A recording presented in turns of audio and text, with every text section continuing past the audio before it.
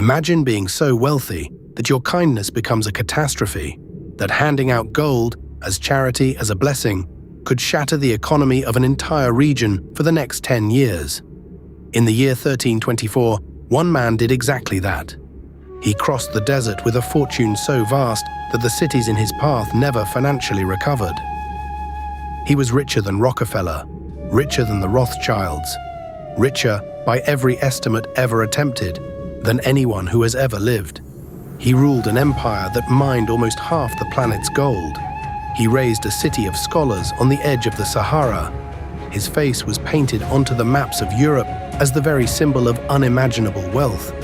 And yet, ask anyone today to name the richest human in history, and almost no one will know him. How do you become the wealthiest person who will ever live, and then disappear from the story entirely? Stay with me, because the answer is stranger than the fortune. While Europe clawed its way out of the dark, one of the richest empires on Earth was rising in West Africa, and the history books barely mention it. The Mali Empire stretched over 2,000 miles, and its power rested on two things the world craved: gold and salt. In the south, salt was so scarce it was traded weight for weight against gold, and Mali had gold to spare. By some estimates, nearly half the gold in the entire medieval world. So who would rule this prize? The answer is one of the eeriest stories in history. The king before Musa became obsessed with a single question: what lies beyond the ocean? He sent hundreds of boats to find the far side of the Atlantic. One returned.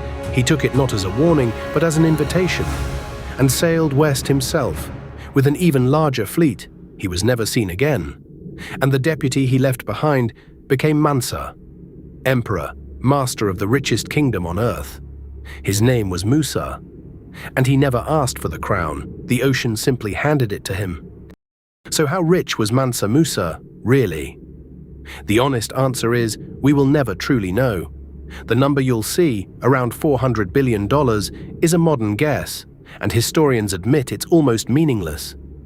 His wealth wasn't money in a bank, it was gold mines and salt and an entire economy and the labor of millions of people. But the scale is not in doubt. Musa ruled over millions of subjects with a standing army, a network of governors, and dozens of cities under his command.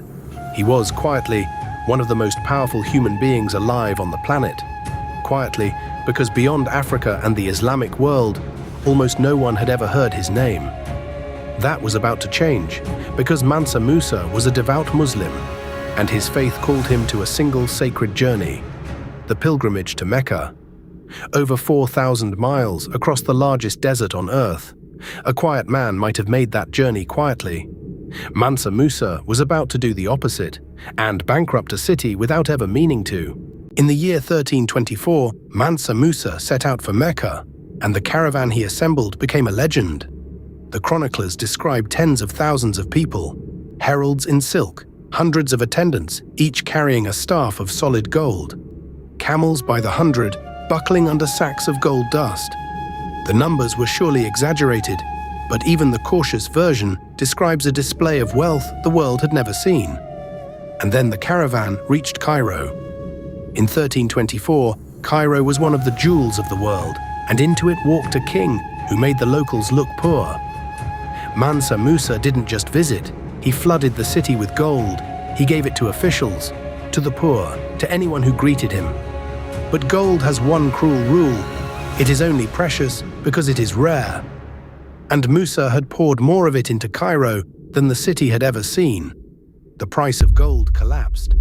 This is not a legend. A scholar named al-Umari arrived 12 years later and found the people still talking about it. The price of gold still had not recovered. One man, through sheer generosity, had triggered an economic crisis that outlived his visit by more than a decade. And he had no idea what he had done. He was only halfway home. But Mansa Musa didn't come home with souvenirs, he came home with the future. On the journey back, he gathered scholars, architects, and books. Among them, by tradition, an architect from Muslim Spain, who would reshape the empire's cities. In the trading town of Timbuktu, Musa began to build. He raised mosques and palaces, among them the great Jingareba Mosque, shaped from mud and timber. It is still standing today, 700 years later. But the buildings were the smallest part of it. Under Musa, Timbuktu became a city that worshipped knowledge. Its schools drew scholars from across the Islamic world. Its libraries swelled with manuscripts on mathematics, medicine, and astronomy. While much of Europe still sat in an intellectual winter, a city on the edge of the Sahara was filling up with books. This was the real fortune. The gold had made him famous, but the city should have made him immortal. For a moment, the world did not forget him. His legend crossed the Sahara and reached Europe. In 1375, one of the most famous maps of the age drew West Africa with a single unforgettable figure, a crowned emperor on a throne, holding up a glittering lump of gold. That was Mansa Musa. To Europe, he became the very face of Africa's impossible riches. So how did that man vanish from our story? Mansa Musa died around 1337. He left an empire that was vast and strong. But no empire is forever. Succession struggles cracked it from within. Rival powers rose, the trade routes that fed it began to shift, and as Europe turned to the open sea and built empires of its own, the great overland kingdoms of Africa slipped quietly out of the world's attention, and the history that Europe wrote in the centuries that followed simply left him out.